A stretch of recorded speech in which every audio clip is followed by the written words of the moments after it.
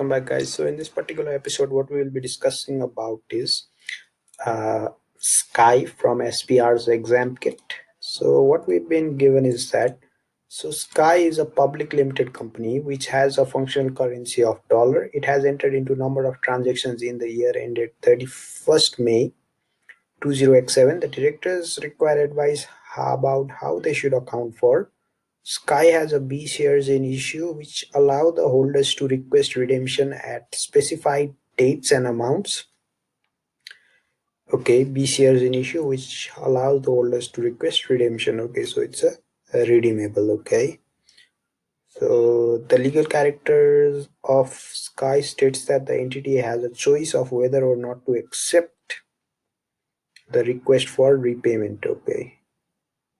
There are no other conditions attached to the shares. Skye has never refused to redeem any of the shares up to 31st May 20x7. Okay. So in all respect, the instrument have the characteristics of equity.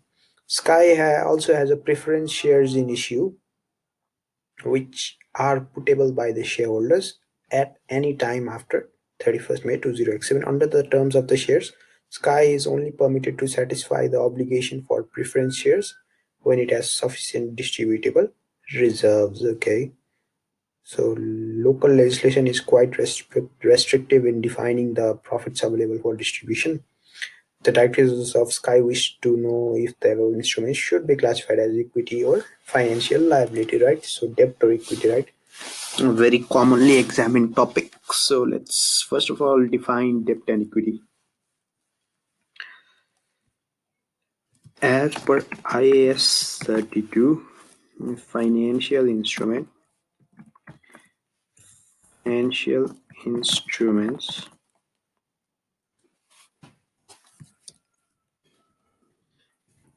presentation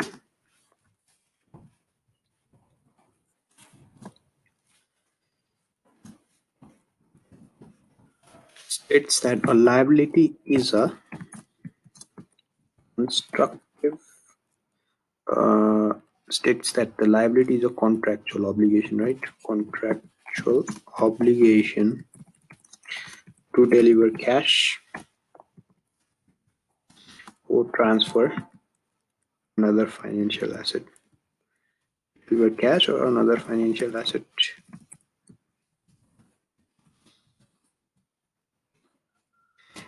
Asset to another entity.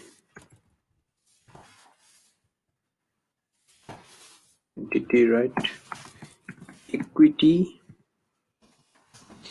is any contract that evidences residual interest in the assets of an equity after deducting all of its liabilities, right?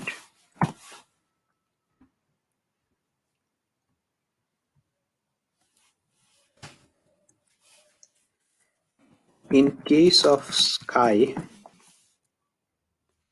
in case of the B shares, Skye has no obligation. It does not have an obligation, right? Whereas in this case, only it's the distributable, right? In preference shares only. So has choice, right? So choice is already there. So has no obligation to transfer cash or another financial asset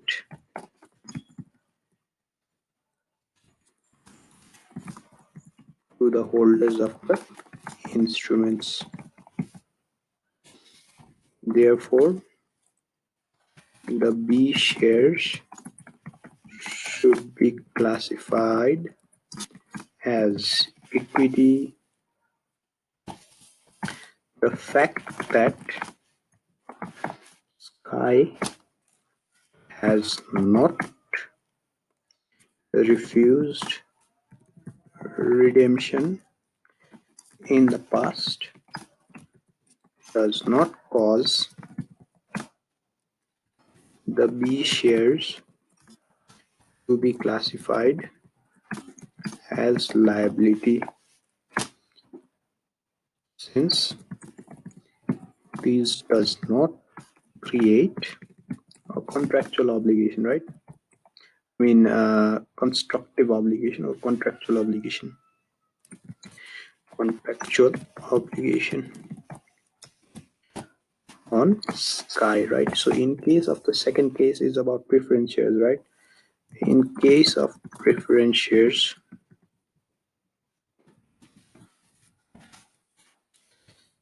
Skye has an obligation because of the put option clause in the agreement.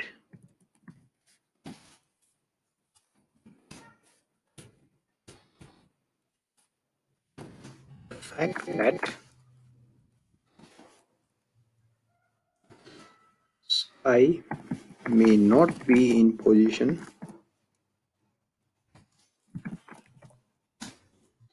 to satisfy the put option feature because it has insufficient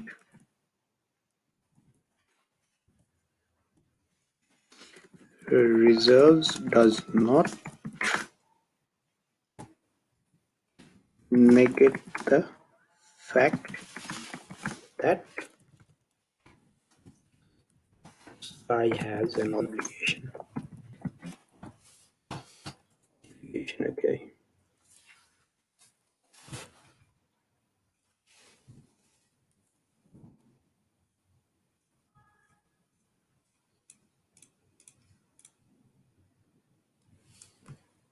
This one is done. So let's move on to the next one. So it's about foreign currency. Okay. So Skye has a foreign branch which has functional currency of dollar. Okay, so Skye is also dollar, that is also dollar. The branch taxable profits are determined in dinars. Okay, so taxable profit is determined in dinars on June 20x6. So not exactly 1 year ago. Okay, on June 20x6. The branch acquired property for 6 million. Okay, so first of all, let's compute this. So June, July, August, September, October, November, December, January, February, March, April, May.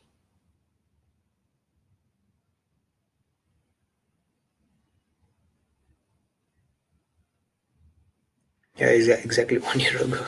So the branch acquired a property for 6 million dinars, right? The property had an expected useful life of 12 years with the residual value of this. The asset is written off for tax purposes over 8 years. Okay, so there will be a deferred tax, right? So the tax rate in which Skye's jurisdiction is 30% and in the branch jurisdiction is 20%. The foreign branch uses the cost model for valuing its property and measures the tax base at the exchange rate at the reporting date. Okay, so exchange rate is given $1 is equal to this. So 6 million divided by, first of all, 5, right? So that will give us the first cost, right, of the machine.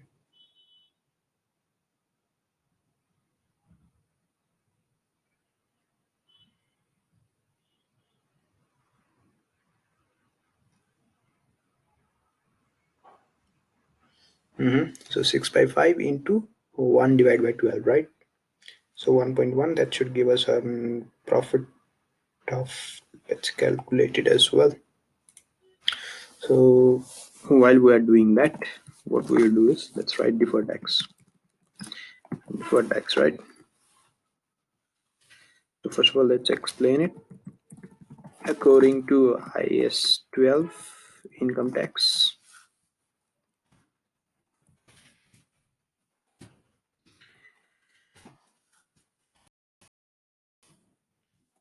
deferred tax is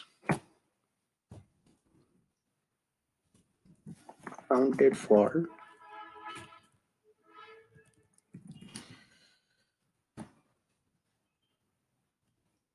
contemporary differences between the financial reporting treatment of the transaction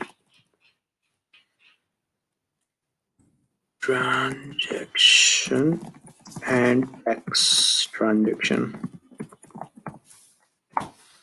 All right, so main particular difference that being is that it will be gone within 8 years, right? So yeah, it will be gone within 8 years, yeah, for tax purposes, whereas in this case it will be for 12 months, right? So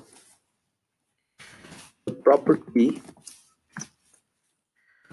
of the overseas branch is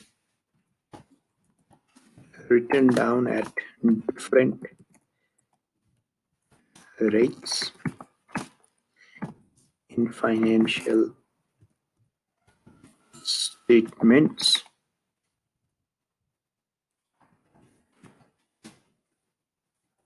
than for its tax purpose, right?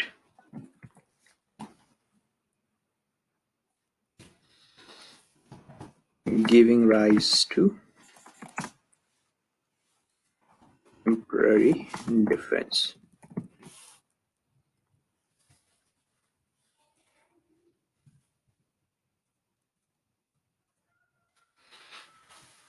Giving rise to temporary difference, right? A temporary difference may also arise the carrying amount of non-monetary assets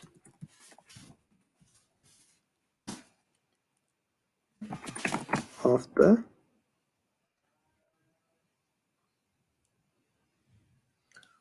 overseas branch are translated at different rates to the tax base, right?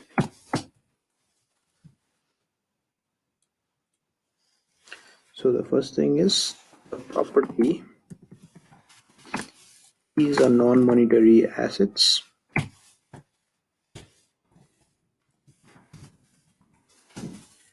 and so IAS 21 effects of changes in foreign exchange rates is translated at the closing rate. I mean, like, is translated at the historic rate, right?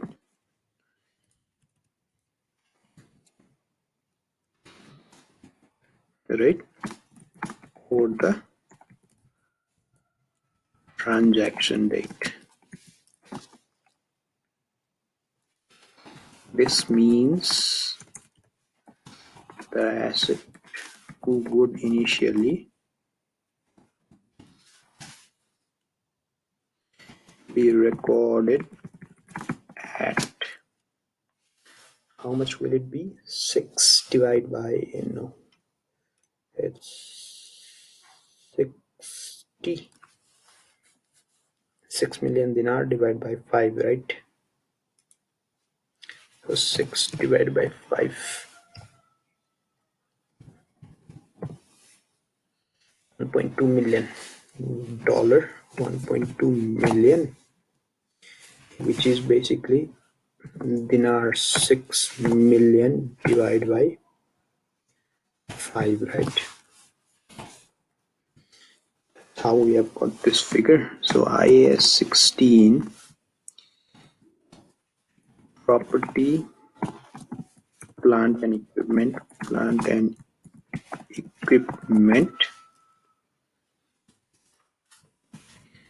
requires the asset to be depreciated over its useful life. So the carrying amount at the year end, at the reporting date, is dollar how much? So 1.2 minus 0 divided by 12, right? 0.1. Okay, so 1.2 minus 0.1, 1.1, right?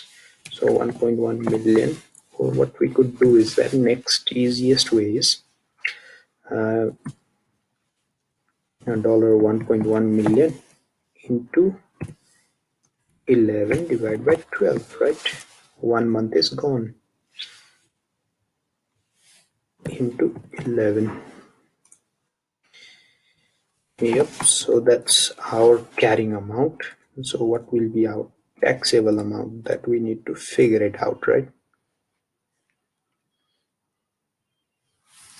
So the tax base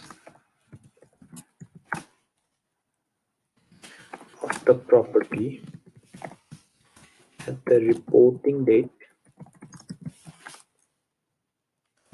is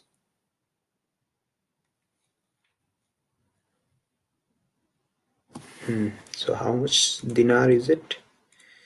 6 million, right? So 8 years. 6 into 7 divided by 8, 5.25 dinar. 5.25 million, which is basically dinar 6 million into 7 divided by 8, right? So if translated at closing rate,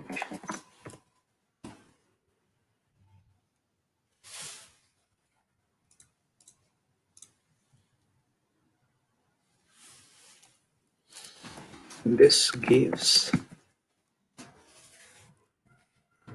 dollar. How much does it give? So it's 5.25 divided by 6. 5.25 divided by 6, 0.875. 0.875 million, which is basically dinar 5.25 divided by 6, right? So there is a temporary or taxable temporary difference of, since the carrying amount is higher, right? Taxable temporary difference of, how much is it? 1.1 minus this, right?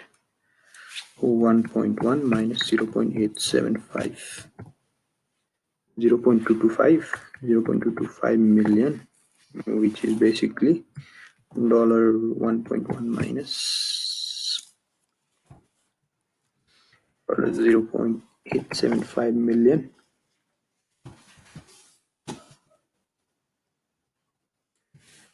The deferred tax will be calculated using the overseas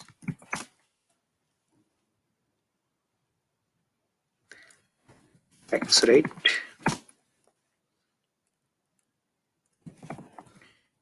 which will give rise to deferred tax liability, right? Deferred tax liability of, how much will it be? So it's 0.225 into 1, 2, 3, 4, 5, 10 million, right? Into how much is the tax rate? 22%. Branch jurisdiction 20%. Okay, 0.2, right? 45,000. 45,000. So which is basically dollar 0.225 million into 20%. Right?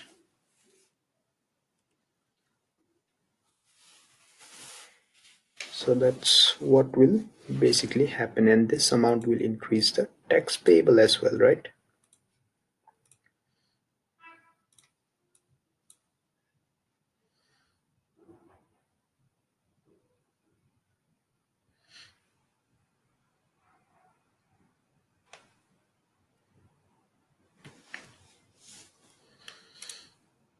Okay, easy man. Like just find out the carrying amount. Just find out the reporting tax base. I mean, like tax basis normally. Just the differential, the difference in rate. Just a difference in rate kind of thing. So the carrying amount as per tax. And the differential amount which will be this amount, right? 0.225. So this will give a rise to uh, this will be a give a rise to taxable temporary difference because the carrying amount is greater than the tax base, right? So whereas if the tax base was greater than the carrying amount, it would have given a rise to deferred tax assets, right? So since the depreciation rate of tax as per tax is higher, that's why we have a deferred tax liability. Okay, since we are paying more tax right now, right? That's why. Okay, so this is it for this particular question. So we will look at the other question as well. So what does it say? So 2010 conceptual framework was criticized for its many notable omissions. One such omissions that 2018 conceptual framework addressed was the role of prudence. The revised conceptual framework also details factors that should be considered when selecting a measurement basis. Okay, this information should assist the preparers of financial statement when applying an in accounting standard that offers choice of measurement basis, right? So in case of investment property, what do? No charged, we don't charge depreciation, and then after that, what do we do? Basically, reevaluate every reporting date, and any gains or losses will be reported in SOPL, even though the property, if used in normal circumstances, would be held under IS 16, right? So discuss what is meant by prudence and the extent to which prudence is consistent with qualitative characteristics of faithful representation. Prudence is basically extra care when making any judgment. Okay, so being more careful kind of thing, and then consistent with concept with faithful representation. Okay, and so faithful representation will be complete, neutral, free of error, right? So with reference to conceptual framework, discuss the factors that the preparers of analysis should consider when an accounting standard offers a choice of measurement basis. So it should basically reflect the pattern of use and all that thing. We'll discuss about that. Easy. So let's discuss it. Prudence. Oh shit.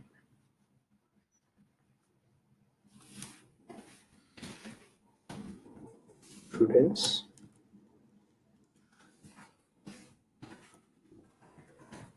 Prudence is the inclusion of a degree of caution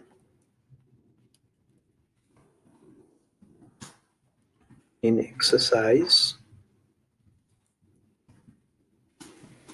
of judgment in making the estimates.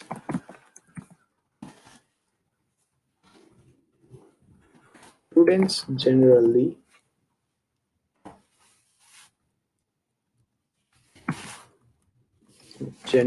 taken to mean that assets or liabilities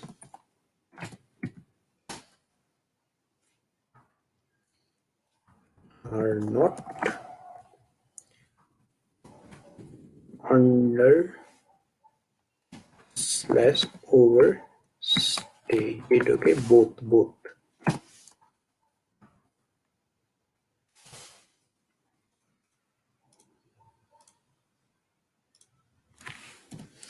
Overstated, and then after that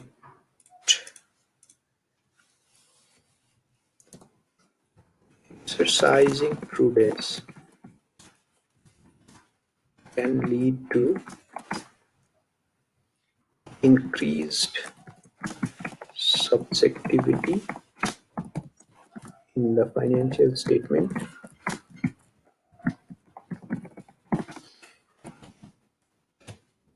which will affect the evaluation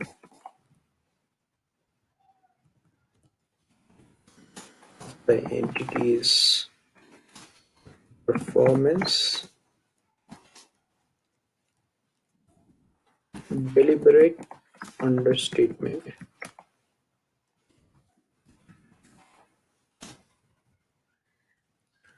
or deliberate overstatement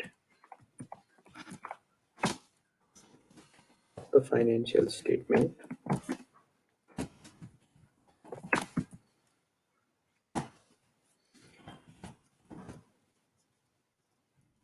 even in the name of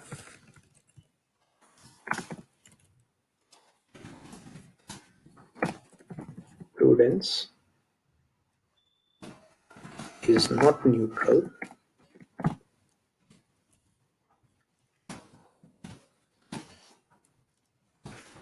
or stating liabilities and expense in current period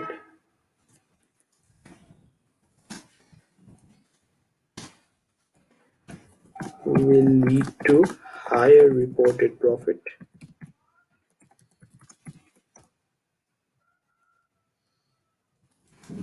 in the next financial year. As such, this would not offer a faithful representation of the entity's performance and position. Okay.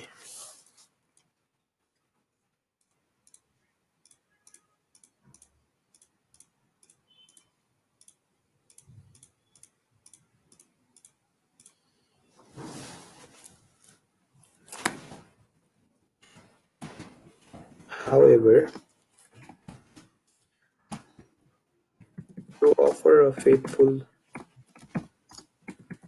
representation, financial statement should be free from bias. Preparers of financial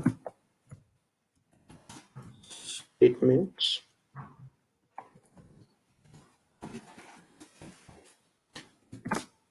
have a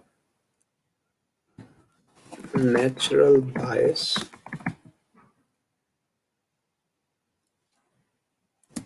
towards optimism,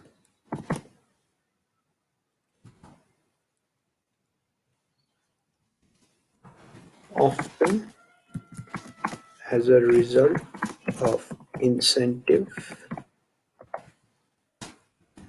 to report higher profit figures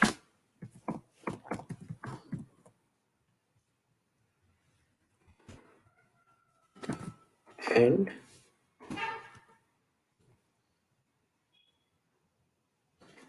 or okay.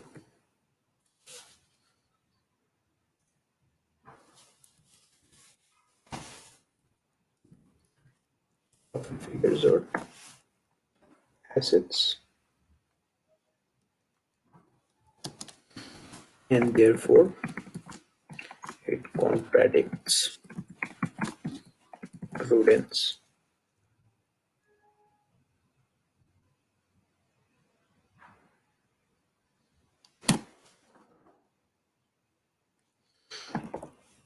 Investors are often concerned about the financial risks relating to potential losses, and so some form of conservatism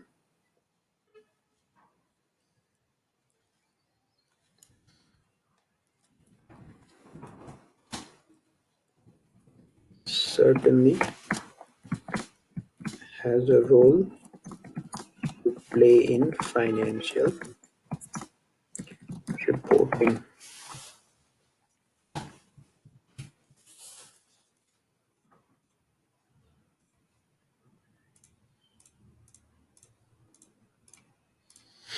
All right. So second thing that we need to talk about is measurement, right? So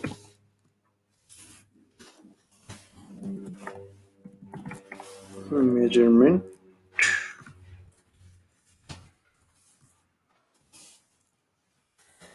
conceptual framework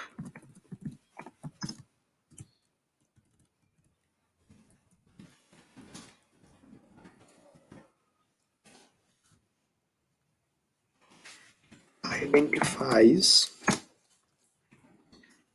two broad measurement bases, which is historical cost and current value.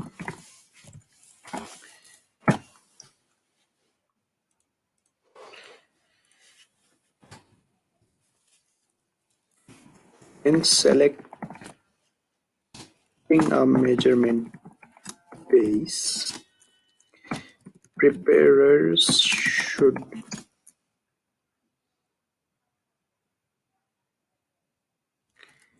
ensure that the resulting financial information is as useful as possible to primary user groups. To be useful,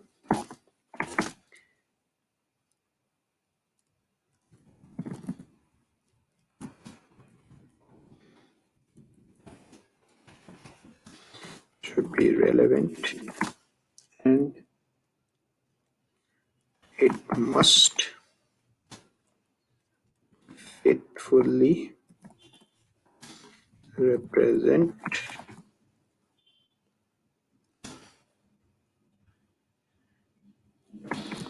the underlying transaction. To maximize relevance, preparers should consider the characteristics, the nature of assets, nature and characteristics of assets or liabilities,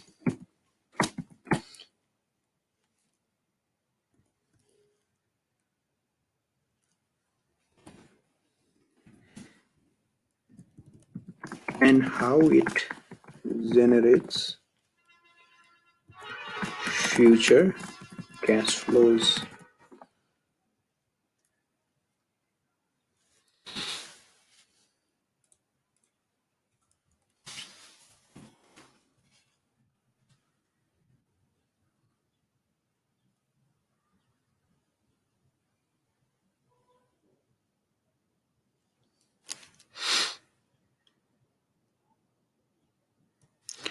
How it generates cash flows, future cash flows.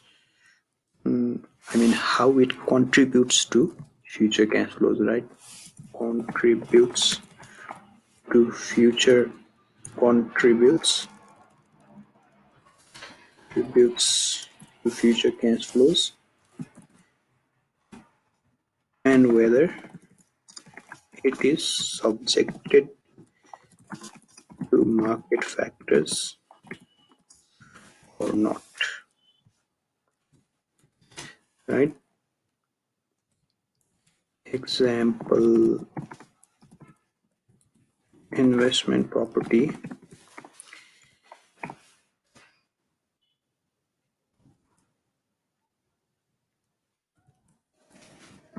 could use IAS 40, whereas PPE could use IAS 16 based on the nature and characteristics of the assets or liabilities and how it contributes to future cash flows. Or it should basically the reflect the contribution that how it is contributed or how it is subjected. So if it is subjected to market factors, it should be reflected within the figures. If it does not, so suppose in case of PPE, so you don't actually list it out, so it does not mean that it's like if it's only primary purpose is that you don't sell it, you run it and then you generate your cash flow, that means historical method would be better, right? Whereas in case of investment property, it's for selling or any other purposes, right? So if that is that, then you could use revaluation model. Okay, so why am I writing IS 40? Investment property could use a revaluation model. Next could use cost model. So depreciation cost is unlikely provide relevant information about an assets with a volatile market value that will be traded in short term. Similarly, reporting an assets or liabilities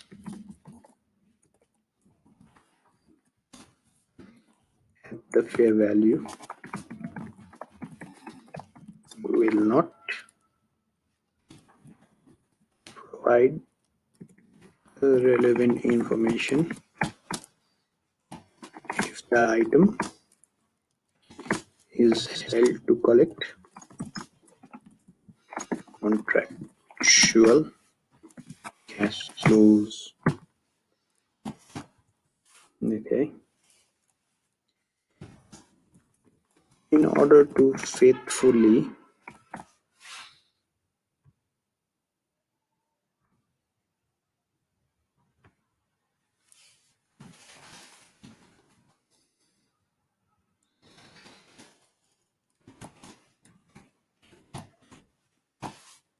these transactions,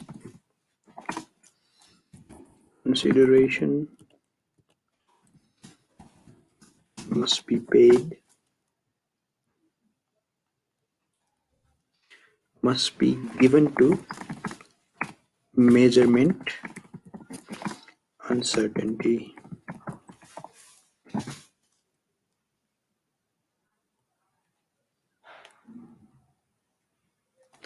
This arises when estimates are made, uncertainty is too high, then information provided may not be useful as when the uncertainty is resolved, the actual figures is significantly different, right?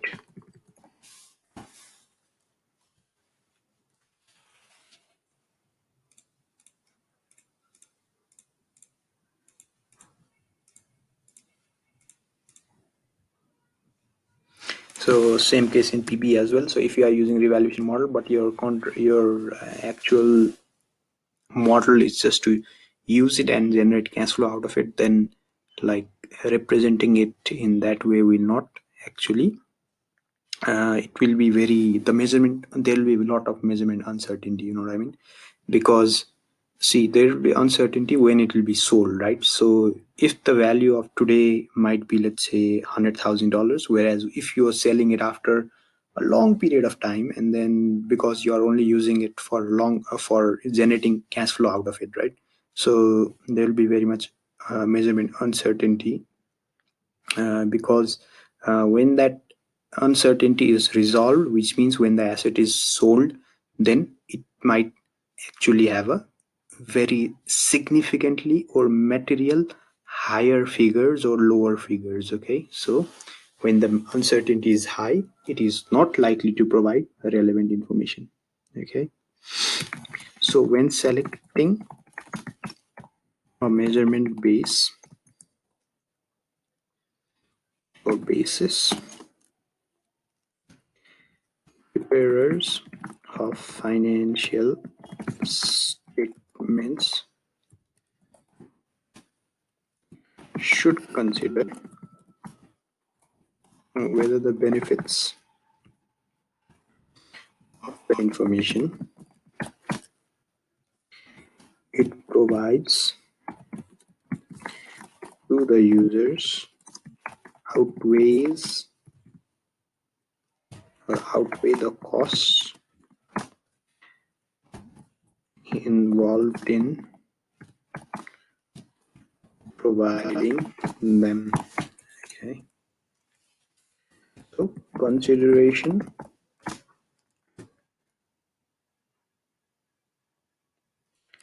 should be given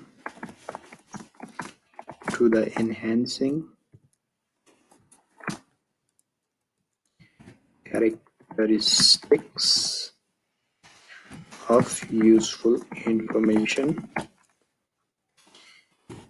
using the same measurement basis as other entity within the industry enhances comparability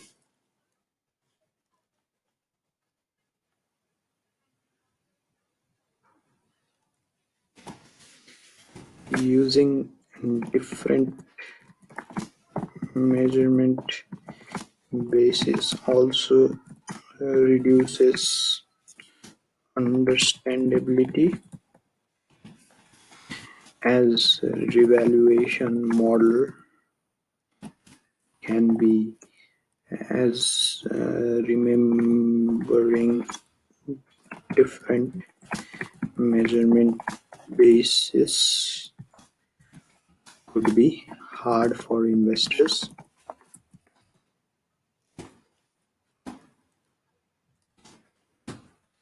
And verifiability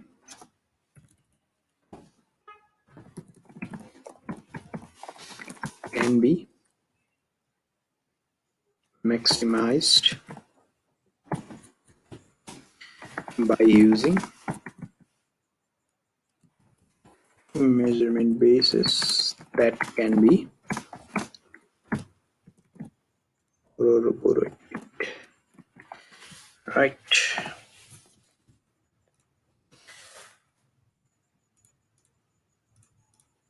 So this is it. Basically, I guess I have not missed anything. So we will be looking at